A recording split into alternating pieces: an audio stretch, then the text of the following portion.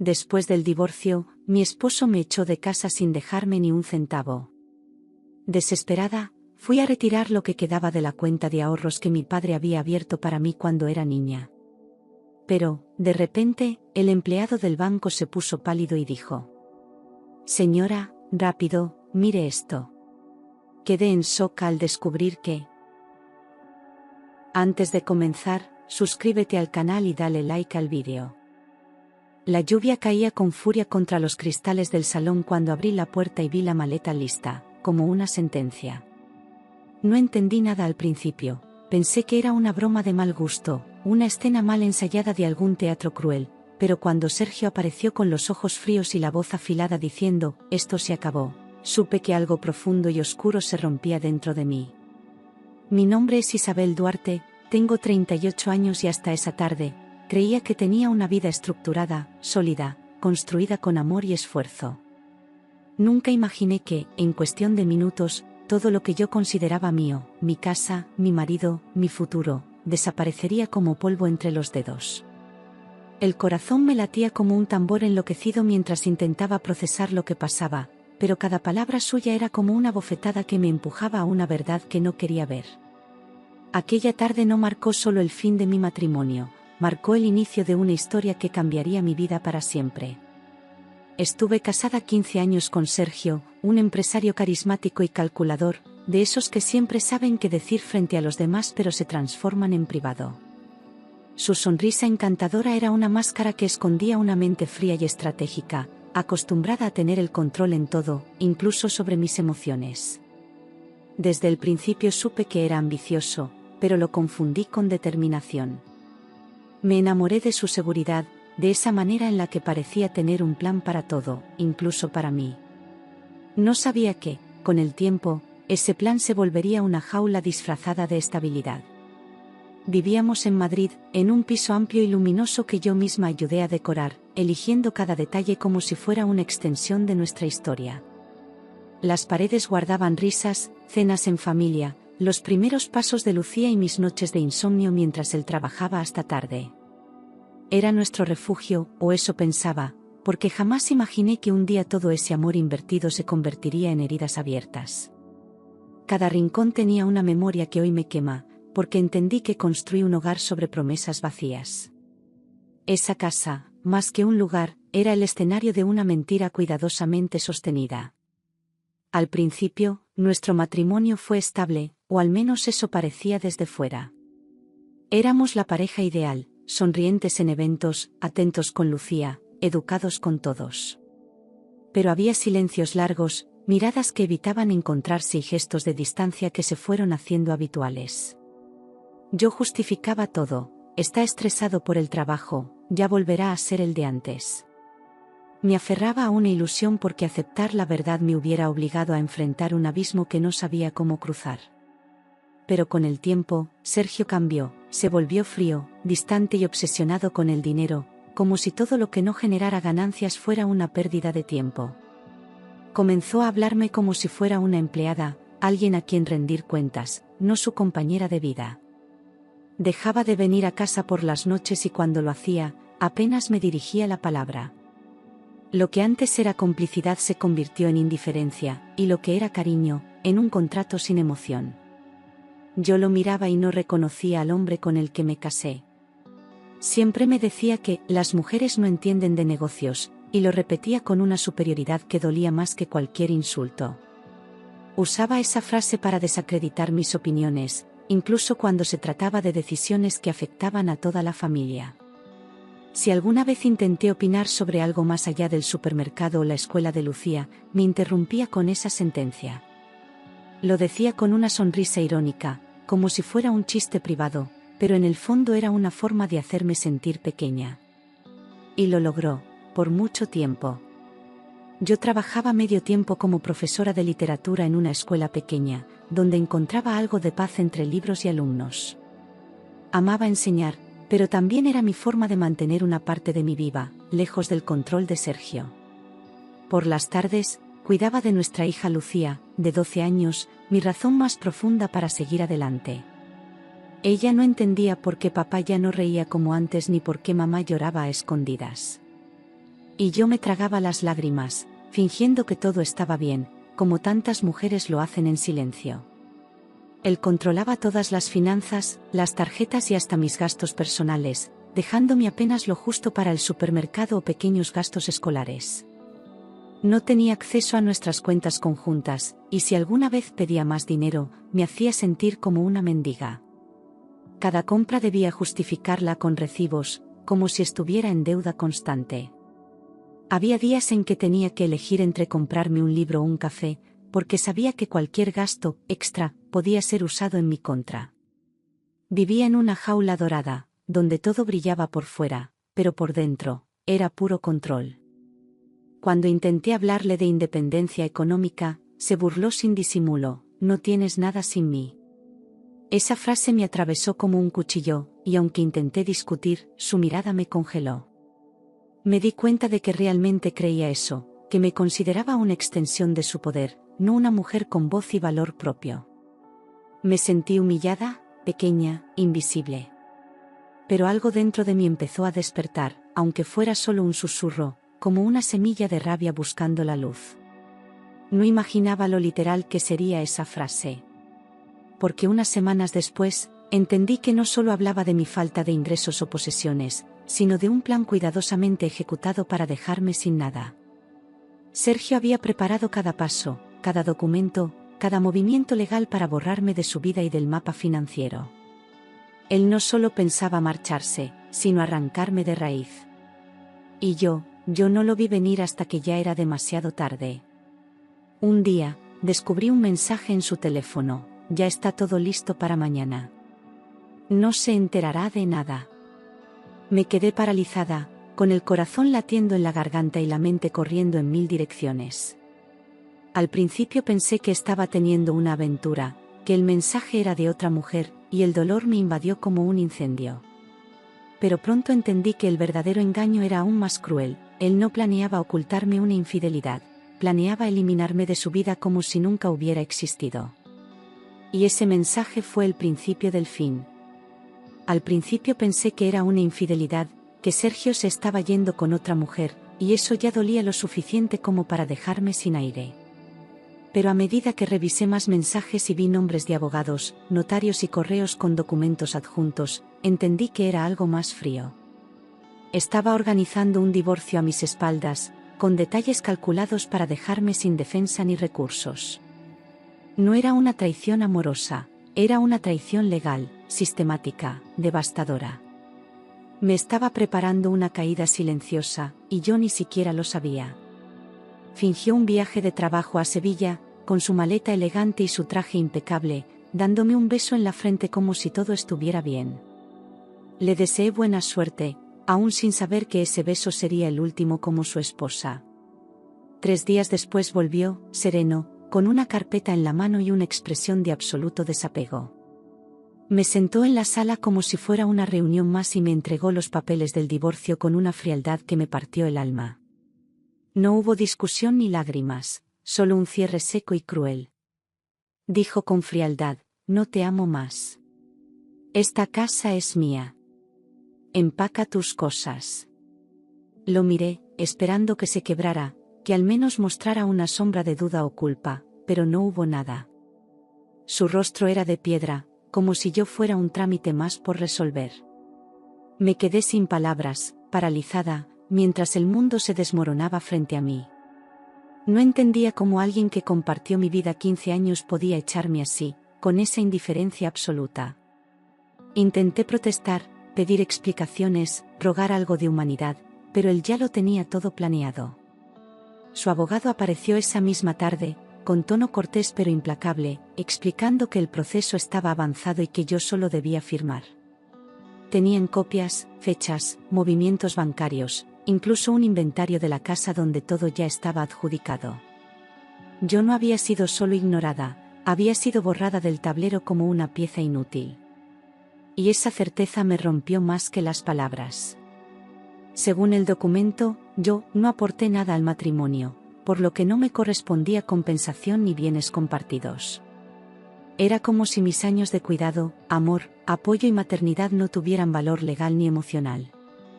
Sergio había declarado que todas las propiedades estaban a su nombre y que yo no tenía ingresos significativos.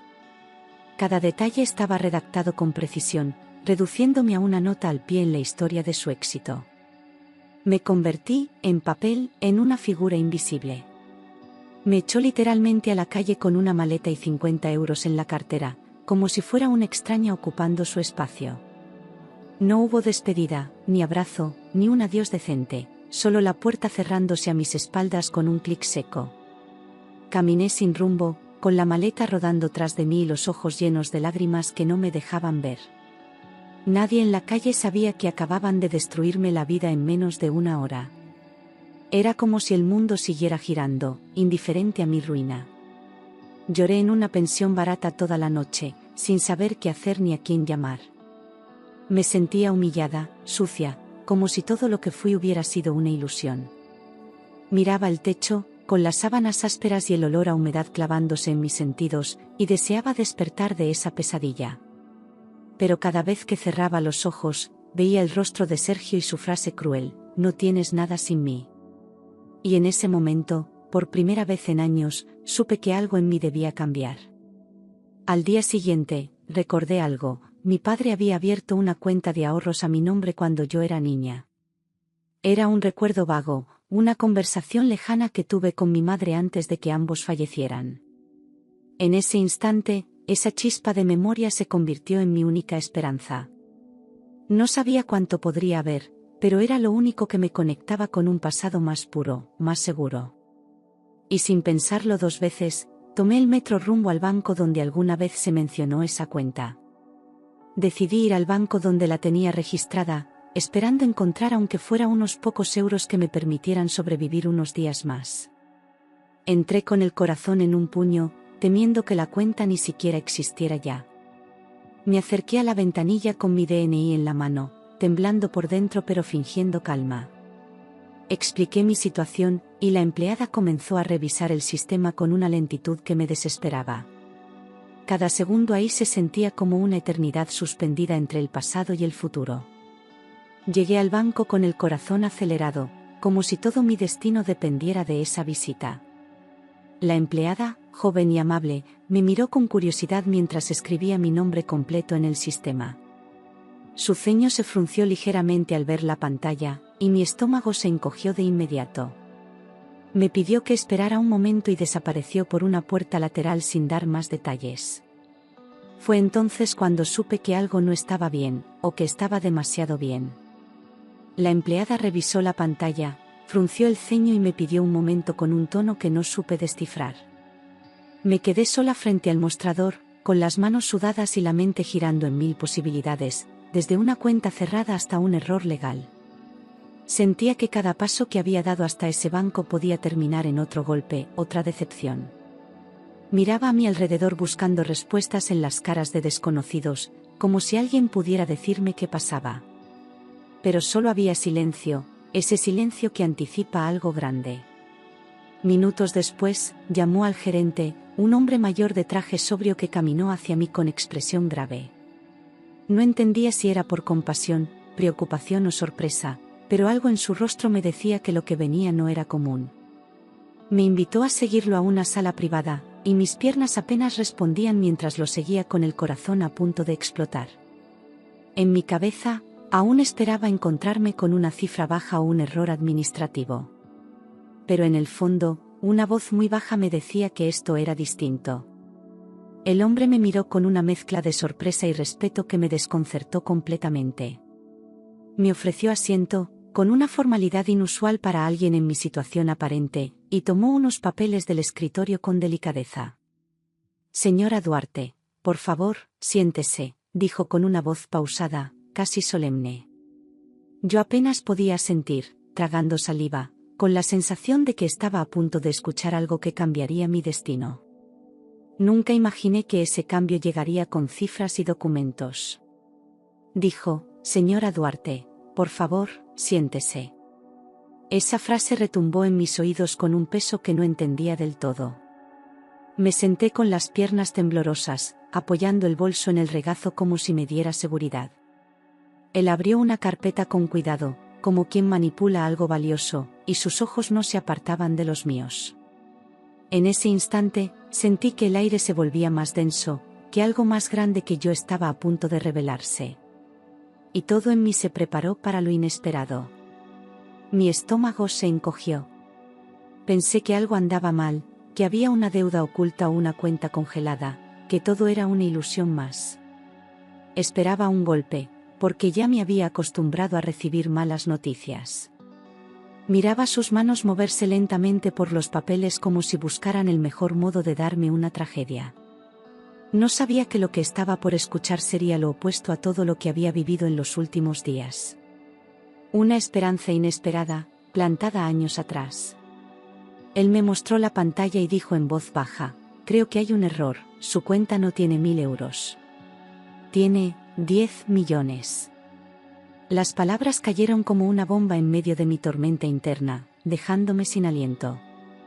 Me incliné hacia el monitor como si ver la cifra con mis propios ojos pudiera hacerla más real. 10 millones. No podía ser cierto. Era una cifra que no encajaba en mi historia, en mi vida, en mis días grises de profesora de medio tiempo. Me quedé sin aire. Sentí que el mundo giraba a cámara lenta, que mi cuerpo no reaccionaba aunque por dentro todo vibraba. 10 millones de euros, no podía procesarlo, no podía aceptarlo sin pensar que era una broma cruel del destino. Mis labios intentaron formar una pregunta, pero solo salió un susurro ahogado. El gerente esperaba con paciencia, como quien ya ha visto esa reacción antes. Pero para mí era la primera vez que algo me sorprendía, para bien. Debe ser un error, murmuré, sin atreverme a creer lo que veía, como si mi voz pudiera corregir lo que mis ojos ya habían leído. No confiaba ni en la pantalla, ni en mis recuerdos, ni en la posibilidad de que algo así pudiera ser para mí. Después de tantos años recibiendo migajas, esa cifra parecía de otro mundo. El gerente me miró con comprensión y negó suavemente con la cabeza. No lo es, respondió, y en ese instante sentí que mi historia acababa de cambiar de eje. Pero el gerente explicó que no lo era. Que esa cuenta fue abierta por mi padre con una inversión inicial considerable, que con los años se multiplicó de forma sorprendente. Me mostró los documentos, los movimientos, las fechas, todo estaba ahí, con mi nombre como única beneficiaria. El fondo había sido manejado con estrategia, protegido con cláusulas que aseguraban su crecimiento silencioso. Y lo más impactante, todo fue diseñado para desbloquearse exactamente cuando yo cumpliera 38 años. Me mostró los documentos originales. Mi padre había creado un fondo de inversión a mi nombre, con cláusulas especiales que impedían su uso antes de cierta edad. Era una decisión premeditada, protectora, casi profética. Como si hubiera sabido que en ese punto de mi vida, iba a necesitar una tabla de salvación. Las firmas, los sellos, los montos, todo estaba en orden y era irrefutable.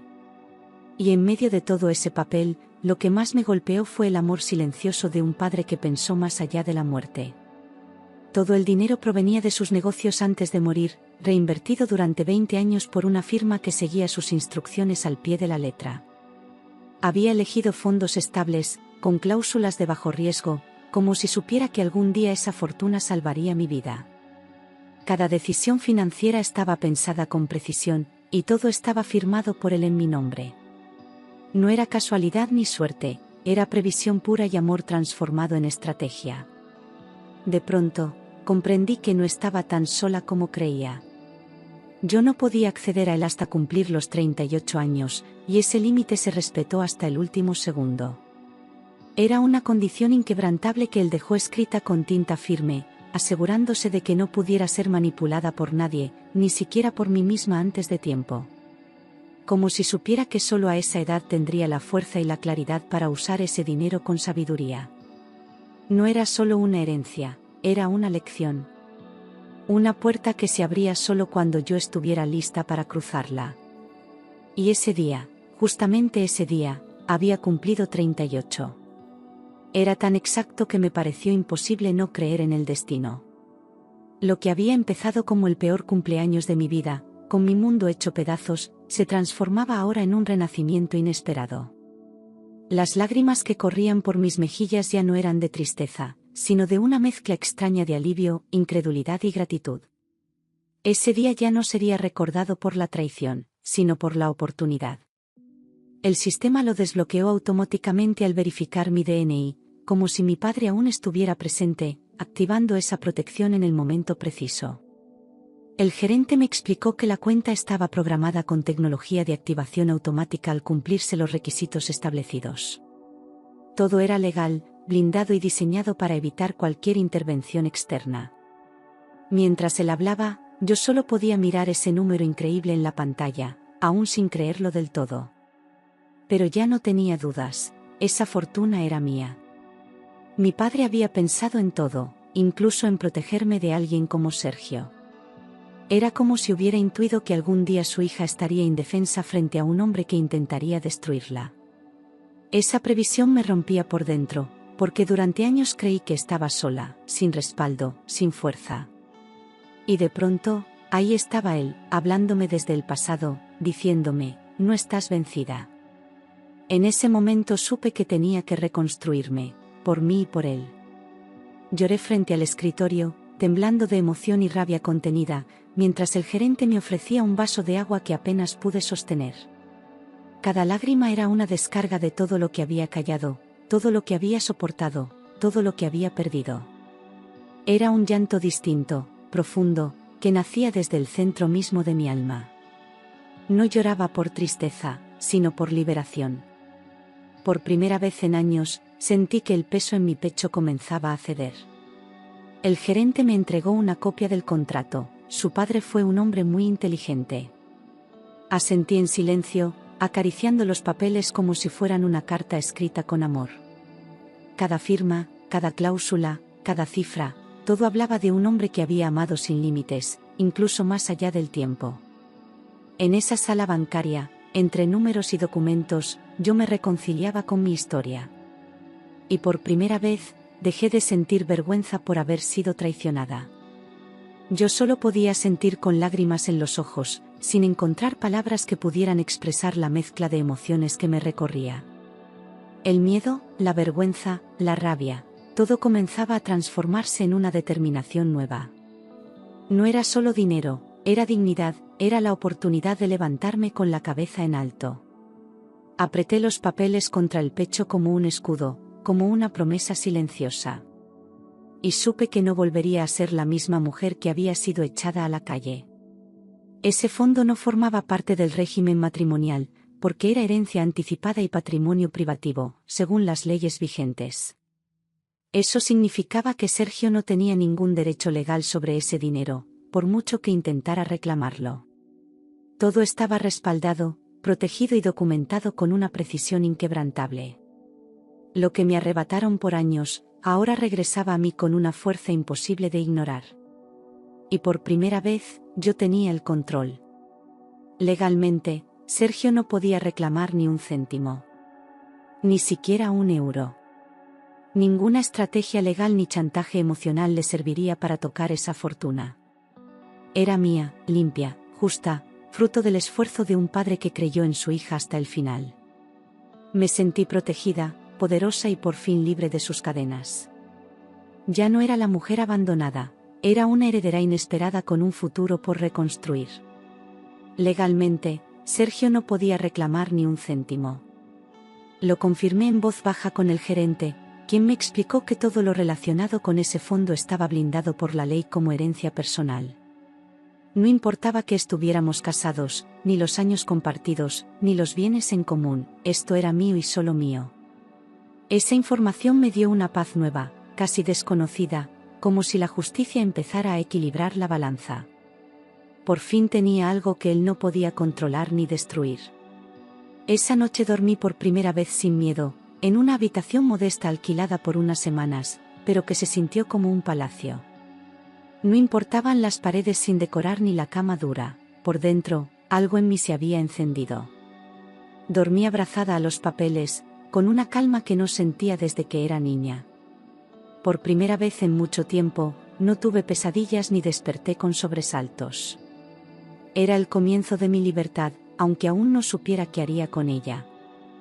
Al día siguiente, fui a un abogado para revisar mi situación, aún con el temor de que hubiera algún detalle oculto que pudiera arruinarlo todo. Me recibió con respeto, revisó cada documento con precisión, y al terminar, levantó la vista y dijo: «Felicitaciones, señora Duarte. Todo está en orden». Sentí un alivio tan profundo que casi se me escapó una risa nerviosa. Era verdad. Lo tenía todo, al menos lo suficiente para empezar de nuevo con dignidad. Él confirmó todo: su marido no tiene derecho sobre ese dinero. Todo es suyo. Esas palabras me recorrieron como una corriente eléctrica, devolviéndome el sentido de justicia que tanto había perdido. Me explicó con calma cada paso que debía seguir, desde bloquear posibles movimientos de Sergio hasta proteger legalmente a Lucía. Su tono era firme, sin adornos, pero me devolvía poder. Y por primera vez, me sentí capaz de enfrentar lo que viniera. Me explicó que podía demandar a Sergio por desalojo ilegal y daño moral, y que había base legal suficiente para llevarlo ante un juez. Podía pedir compensación económica por los años dedicados al hogar, por la humillación sufrida, por el abuso psicológico. Escucharlo me llenaba de rabia contenida, pero también de una sed de justicia que iba creciendo dentro de mí. No se trataba de venganza, era reparación. Era ponerle nombre y consecuencia al dolor. Decidí no hacerlo aún. Quería actuar con cabeza fría, sin dejarme llevar por el rencor ni por la furia momentánea. Sabía que si iba a dar batalla, debía estar preparada, con estrategia, como él siempre hacía. No iba a convertirme en lo que él fue conmigo. Esta vez, mis decisiones serían limpias, firmes y por mí. Lo primero era reconstruirme, no destruirlo a él. Mientras tanto, Sergio comenzó a llamarme, furioso porque el banco le había rechazado un préstamo sin darle explicación. Yo no le contestaba al principio, pero los mensajes se volvían cada vez más agresivos. «¿Qué hiciste? Tú moviste dinero de mi cuenta». Me acusaba como si aún tuviera poder sobre mí, como si yo tuviera que explicarle algo. Lo que no sabía era que ya no tenía ninguna llave para entrar en mi vida. Dijo: «¿Tú moviste dinero de mi cuenta?», con una mezcla de rabia y desesperación que nunca antes le había visto. Lo escuché por el altavoz, en silencio, saboreando cada palabra como quien por fin deja de temerle al monstruo. Ya no me temblaban las manos, ni la voz, ni el corazón. Esperé a que terminara su ataque, y entonces respondí con una calma que lo desarmó. Era mi turno de hablar. Respondí con calma: «No, Sergio. Solo estoy recuperando lo que me pertenece». Se hizo un silencio largo al otro lado de la línea, como si no pudiera procesar que yo hablara con esa seguridad. Ya no era su esposa sumisa, ni su sombra obediente, era una mujer que había vuelto a nacer. Colgué sin esperar su respuesta. Y en ese clic seco, sentí que algo dentro de mí se cerraba para siempre. En pocos meses, su empresa comenzó a hundirse, como si la vida misma empezara a cobrarle todo lo que me hizo a mí. Las deudas ocultas salieron a la luz, los socios se alejaron, y los clientes dejaron de confiar. Descubrí que había hipotecado propiedades sin declararlo, mintiendo incluso a sus propios abogados. El castillo que había construido sobre mentiras comenzaba a derrumbarse. Y yo solo observaba desde lejos, en silencio. Descubrí que tenía deudas y había hipotecado propiedades sin declararlo, usando sociedades falsas y documentos manipulados. Todo lo que parecía éxito era en realidad una fachada a punto de caer. Su imperio se sostenía con mentiras, como nuestro matrimonio. Los bancos comenzaron a cerrarle puertas, los inversores se alejaron sin mirar atrás. Y por primera vez, Sergio se enfrentaba al fracaso, solo, sin nadie a quien culpar. Yo, en cambio, abrí una pequeña fundación con parte de mi herencia, para ayudar a mujeres en situaciones como la mía. No era caridad, era justicia. Mujeres echadas de sus casas, silenciadas, anuladas por parejas que las hicieron creer que valían menos. Les ofrecíamos asesoría legal, apoyo emocional y herramientas para empezar de nuevo. Cada historia que escuchaba me recordaba quién había sido, y lo lejos que estaba ahora de esa versión rota de mí misma. Me mudé a una casa modesta pero mía, con Lucía y una sensación nueva de libertad que llenaba cada rincón. Pintamos las paredes juntas, elegimos los muebles, colgamos fotos sin pedir permiso a nadie. No era una mansión, pero era un hogar lleno de paz y verdad. Lucía volvió a sonreír, volvió a dormir sin miedo. Y yo, por fin, comencé a respirar sin sentir que debía pedir perdón por existir. Sergio trató de volver, alegando que había cometido errores, con una voz falsa cargada de culpa fingida. Me llamó una tarde, diciendo que quería hablar, que merecíamos otra oportunidad, que aún éramos una familia. Supe que no era amor, sino desesperación. Su castillo se caía a pedazos y buscaba dónde sostenerse. Pero yo ya no era su refugio, ni su víctima. Lo miré a los ojos y dije, los errores se perdonan. La crueldad, no. Él bajó la vista, sin poder sostener mi mirada, como si por fin entendiera que había perdido algo que nunca valoró. No grité, no lloré, no me rebajé. Solo dije lo necesario, con la voz firme y el alma tranquila. Y en ese silencio entre nosotros, sentí que se cerraba el último capítulo de una historia dolorosa. Meses después, lo vi en un bar, arruinado y solo, con la camisa arrugada y la mirada vacía. Ya no era el hombre imponente que alguna vez dirigió empresas y reuniones. Ahora era apenas una sombra, ignorado por los mismos que antes lo adulaban. No me vio, o fingió no verme. Pero yo sí lo vi, y vi también la justicia que a veces tarda, pero llega. Supe que había perdido todo, negocios, socios y reputación, y que su nombre ahora estaba asociado al fracaso. Nadie lo buscaba, nadie lo defendía. Algunos conocidos decían que estaba bebiendo más de lo que debía, que vivía en un apartamento prestado. Yo no celebré su caída, pero tampoco la lamenté. Solo confirmé que el tiempo revela lo que las máscaras intentan esconder. En silencio, sentí compasión, pero ninguna pena. No porque fuera cruel, sino porque aprendí que uno no puede salvar a quien no quiere cambiar. Yo lo quise, lo cuidé, lo sostuve, pero él eligió destruirme. Y ahora, cada consecuencia que enfrentaba era fruto de sus decisiones. Yo ya no era su sombra, ni su soporte, ni su excusa. Porque comprendí que la vida se encarga de ajustar las cuentas mejor que cualquier abogado. Lo que el sistema no castiga, la vida lo corrige con precisión. Nadie puede dañar tanto sin pagar un precio, aunque a veces tarde en llegar. Y cuando llega, no hace ruido, cae, como una verdad imposible de esquivar. Y yo, libre, fui testigo de todo, sin mover un dedo. Invertí parte del dinero en estudios para mi hija y en un proyecto literario que siempre había soñado. Escribir era mi forma de sanar, de poner en palabras todo lo que alguna vez me rompió. Lucía me veía teclear durante horas, y a veces me preguntaba, ¿estás escribiendo sobre ti, mamá? Y yo sonreía, porque la respuesta era sí. Pero también escribía sobre todas las mujeres que vuelven a empezar. Lucía me abrazó un día y dijo, mamá, el abuelo te protegió incluso desde el cielo. La miré sin poder contener las lágrimas, porque esa frase sencilla llevaba toda la verdad que había descubierto en silencio. Mi padre no solo me dejó un fondo de inversión, me dejó un escudo, una red invisible que me sostuvo cuando más lo necesité.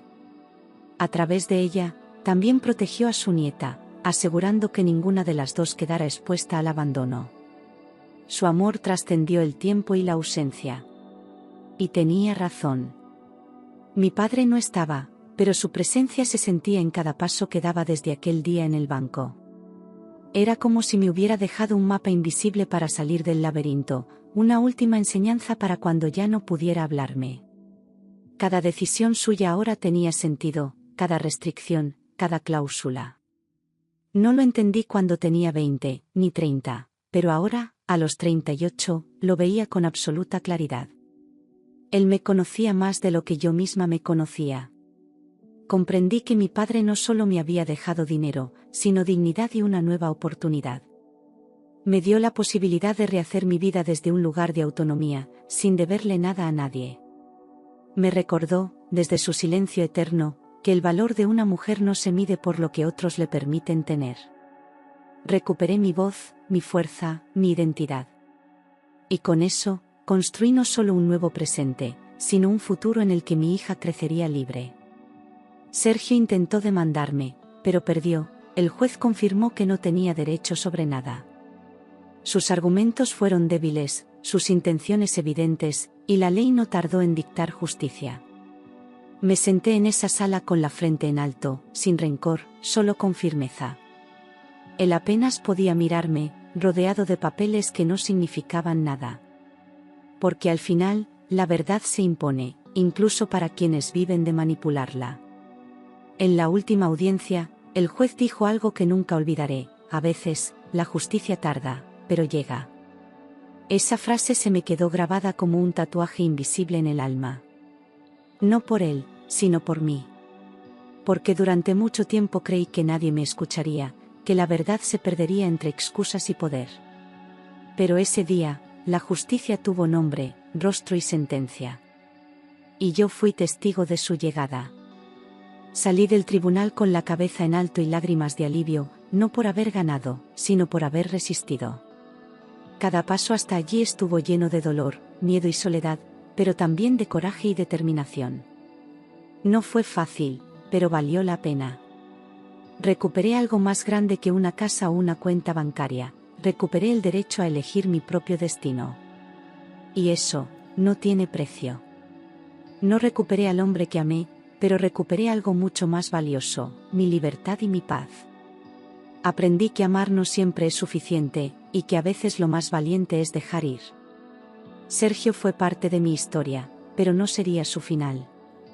Lo que empezó como una caída se transformó en una reconstrucción.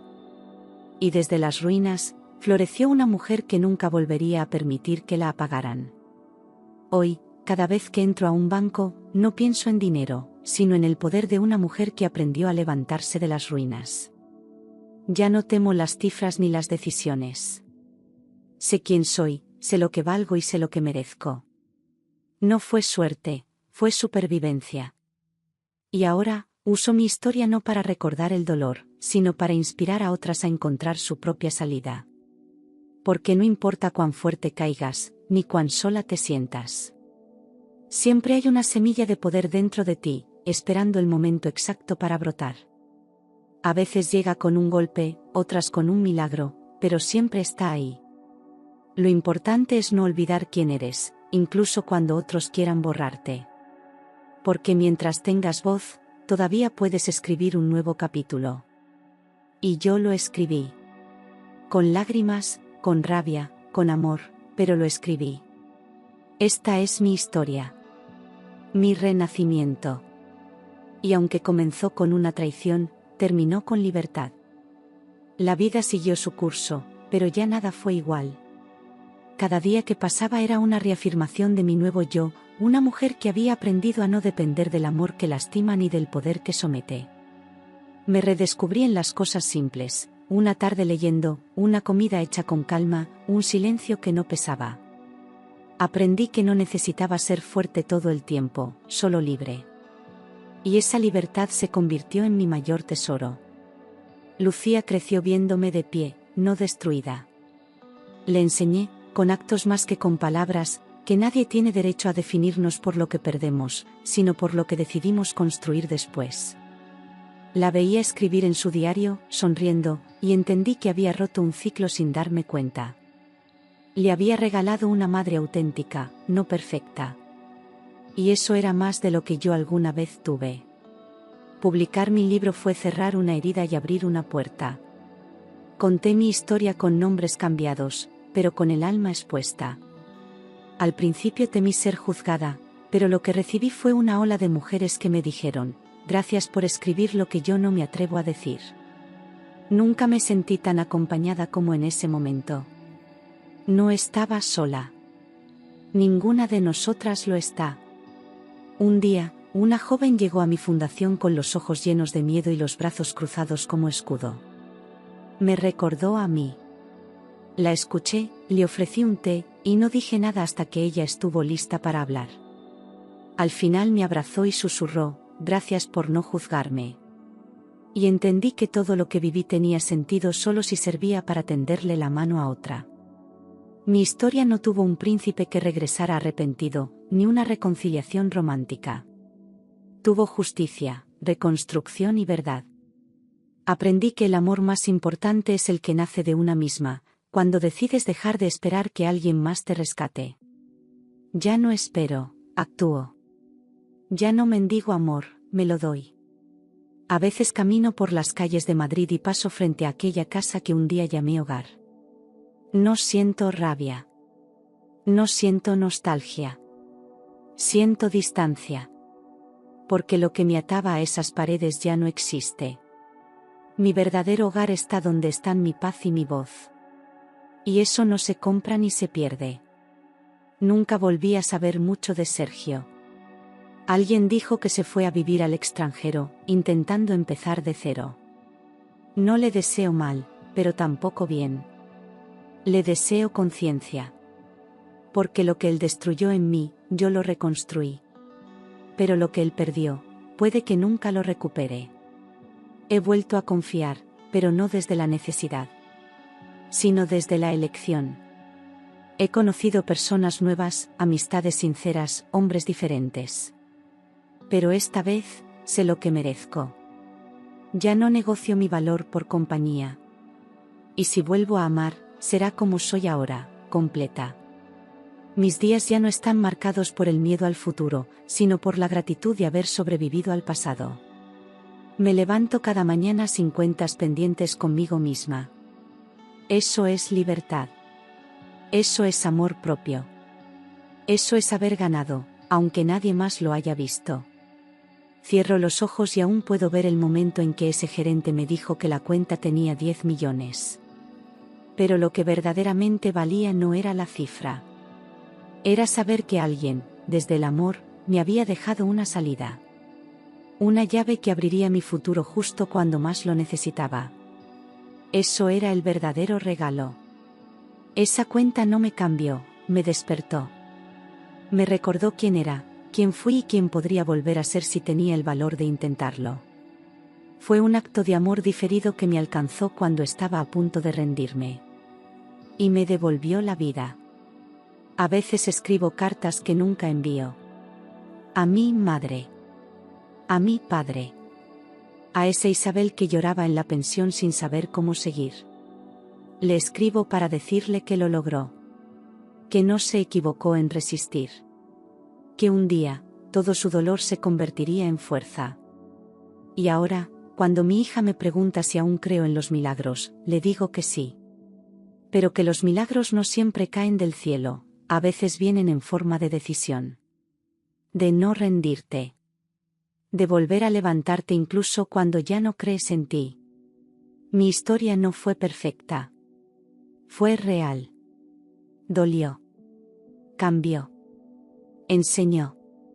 Pero al final, me dejó exactamente donde debía estar, conmigo misma. Y si eso no es un final feliz, entonces no sé qué lo es.